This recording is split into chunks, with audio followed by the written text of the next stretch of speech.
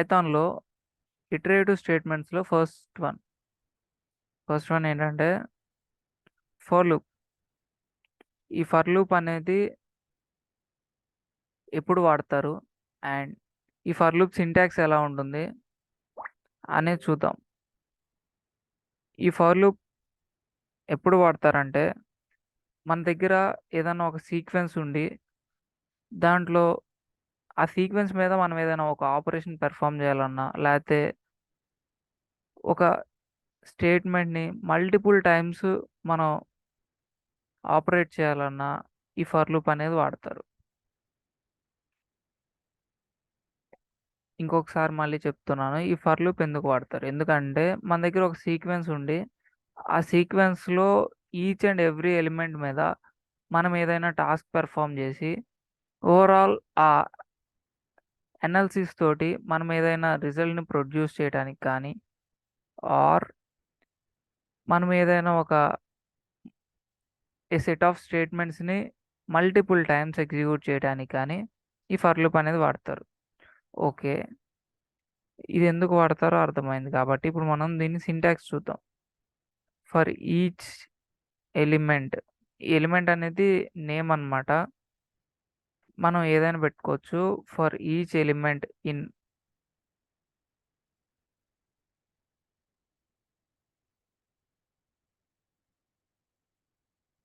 For each element in sequence.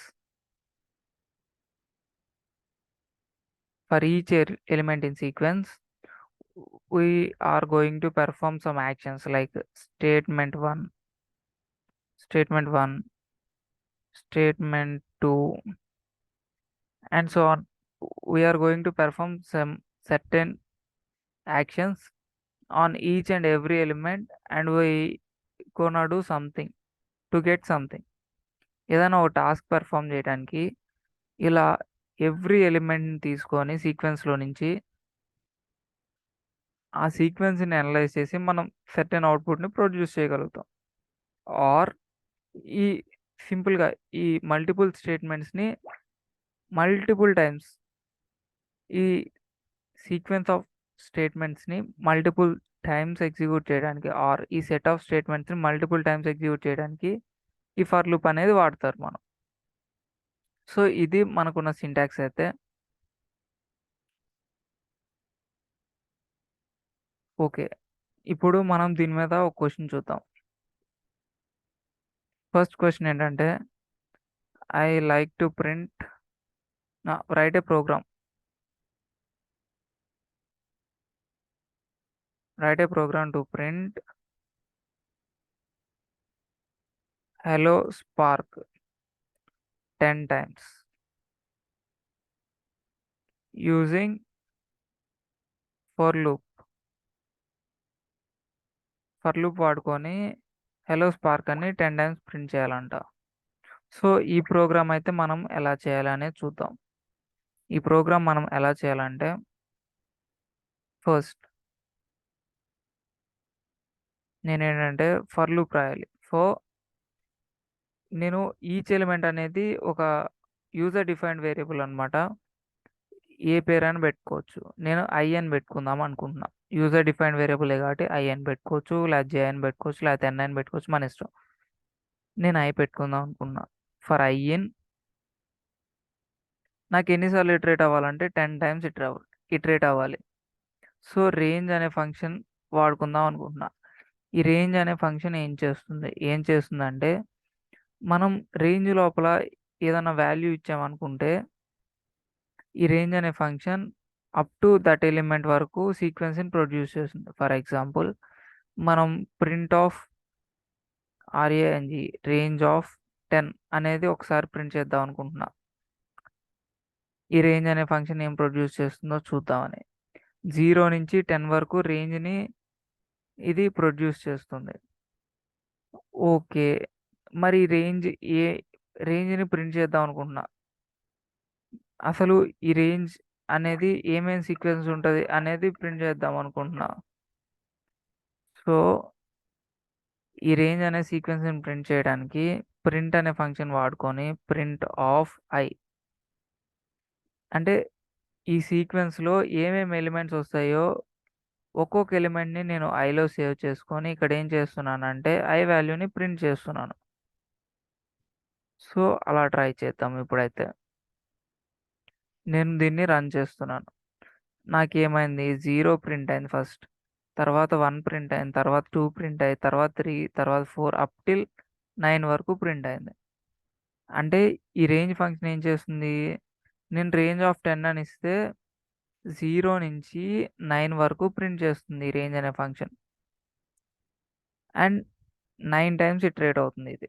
అదే 10 times iterate అవుతుంది. 0 నుంచి 9 వరకు అంటే 10 టైమ్స్ ఇటరేట్ అవుతుంది ఈ ఫంక్షన్. ఈ రేంజ్ అనే ఫంక్షన్ సింటాక్స్ ఎలా ఉంటుందంటే స్టార్ట్ ఎలిమెంట్ ఉంటుంది. ఫస్ట్ స్టార్ట్ ఇస్తాము. స్టార్ట్ ఎలిమెంట్ తర్వాత ఎక్కడ ఆగిపోవాలి అనేది చెప్పడానికి స్టాప్ ఎలిమెంట్ ఇస్తాము. అండ్ ఎంత ఇంక్రిమెంట్ అవ్వాలి ఈచ్ టైమ్ అనేది చెప్పడానికి స్టెప్ అనే ఎలిమెంట్ ఇస్తాము. సో, ఇప్పుడు నేనైతే స్టార్ట్ ఏమీ లేదు. అలాగే స్టెప్ కూడా ఏమీ లేదు. ఒక 10 అని ఇచ్చేసా. అదేంటంటే ఎండ్ లాగా తీసుకొని డిఫాల్ట్‌గా స్టార్ట్ అనేది 0 తోటి స్టార్ట్ అయ్యి, స్టెప్ అనేది డిఫాల్ట్‌గా 1 స్టెప్ అనేది ఇంక్రిమెంట్ అవుతుంది. సో, ఇప్పుడైతే నేను రన్ చేసి చూసుకుంటే నాకు 0 నుంచి 9 వరకు ప్రింట్ అవుతాయి. ఎందుకంటే 10 అని ఇచ్చాను కదా రేంజ్ లోపల. సో, 0 నుంచి 9 వరకు మాత్రమే వాల్యూస్ అనేవి ప్రింట్ అవుతాయి. సో, నాకు ఈ ఫర్ లూప్ అనేది ఎన్ని సార్లు రన్ అయింది? 10 టైమ్స్ రన్ అయింది. ఇలా నాకు ఈ రేంజ్ అనే ఫంక్షన్ ద్వారా ఈ ఫర్ లూప్ అనేది ఎన్ని సార్లు ఇటరేట్ అవుతుందంటే 10 టైమ్స్ ఇటరేట్ అవుతుంది. నేనేం ప్రింట్ చేద్దాం అనుకుంటున్నానంటే హెల్లో స్పార్క్ అనే ఫంక్షన్‌ని హెల్లో స్పార్క్ అనే మెసేజ్‌ని 10 టైమ్స్ ప్రింట్ చేద్దాం అనుకుంటున్నా. So, print of hello spark అని పెట్టేసా for I in range of 10. ఇక్కడ చూసుకుంటే 1, 2, 3, 4, 5, 6, 7, 8, 9, 10. 10 టైమ్స్ నేను ఒకటే స్టేట్మెంట్‌ని ఎగ్జిక్యూట్ చేయగలిగాను. ఇలా మనం ఒకటే స్టేట్మెంట్‌ని మల్టిపుల్ టైమ్స్ కావాలంటే ఎగ్జిక్యూట్ చేసుకోవచ్చు. లేదా ఒక సీక్వెన్స్‌లో ఉన్న ఎలిమెంట్స్‌ని ఈచ్ అండ్ ఎవ్రీ ఎలిమెంట్‌ని నేను అంటే దాని మీద ఒక యాక్షన్ పెర్ఫార్మ్ చేసి సర్టెన్ రిజల్ట్‌ని ప్రొడ్యూస్ చేసుకోవచ్చు. సో, అలా కూడా ఇంకో క్వెషన్ చూద్దాం. Write a program write a program to write a program to print the elements in the list. List ఏంటంటే 1, 2, 3, 4, 5, 6 ఇంతవరకు ఉందనుకుందాం. ఈ ఎలిమెంట్స్ వరకు ఉన్నాయనుకుందాం లిస్ట్‌లో. సో, ఈ లిస్ట్‌లో ఉన్న ఎలిమెంట్స్ మాత్రం నేను ప్రింట్ చేద్దాం అనుకుంటున్నా. సో, లిస్ట్ అనేది ఆల్రెడీ డిక్లేర్ చేసేస్తున్నా. 3, 4, 5 ఇట్లా 5 ఎలిమెంట్స్ ఉన్నాయి. సో, ఈచ్ ఎలిమెంట్‌ని ప్రింట్ చేయాలి కాబట్టి for I in list I will print my I. ఇలా చేసినప్పుడు నాకేమవుతుందంటే ఫస్ట్ 1 అనేది వచ్చి ఐ అనే వేరియబుల్‌లో స్టోర్ అవుతుంది. ఎందుకంటే లిస్ట్ ఏంటిది?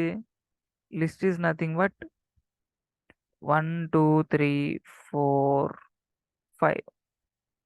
సో, ఫస్ట్ ఏమవుతుందంటే 1 అనే వేరియబుల్ వచ్చి ఐలో స్టోర్ అయ్యి అండ్ నేను ప్రింట్ చేసేస్తున్నా. దెన్ 2 అనే వేరియబుల్ వచ్చి ఐలో స్టోర్ అయ్యి నేను ప్రింట్ చేస్తున్నా. దెన్ 3 అనేదొచ్చి నాకు ఐలో స్టోర్ అయ్యి నేను ప్రింట్ చేస్తున్నా. 4 అనేదొచ్చి దెన్ అగైన్ ఐలో స్టోర్ అయితది. నేనిక్కడ ఏం చేస్తున్నాను నెక్స్ట్ స్టెప్‌లో ప్రింట్ చేస్తున్నాను. 5 వచ్చి ఐలో స్టోర్ అయిద్ది నెక్స్ట్ ఇటరేషన్‌లో. దాన్ని నేను అగైన్ ప్రింట్ చేస్తున్నాను. ఒకసారి దీన్ని రన్ చేసుకుంటే నాకేమవుతుంది 1 నుంచి 5 దాకా ప్రింట్ అయిపోయింది. ఈవెన్ ఈ ప్లేస్‌లో నేను ఎల్ అనేది కూడా ప్రొవైడ్ చేయొచ్చు. సో, ఇక్కడ చూసుకుంటే 1 నుంచి 5 దాకా ప్రింట్ అయిపోయింది. ఇలా మన ఫర్ లూప్ అనేది వర్క్ అవుతుంది. This is about syntax of for loop and how this for loop works in Python 3. Thanks for watching. ఏమన్నా డౌట్ వస్తే ప్లీజ్ కామెంట్. అండ్ మా వీడియో నచ్చినట్లయితే like, share and subscribe. Please hit the bell icon to get the latest updates. Thanks for watching.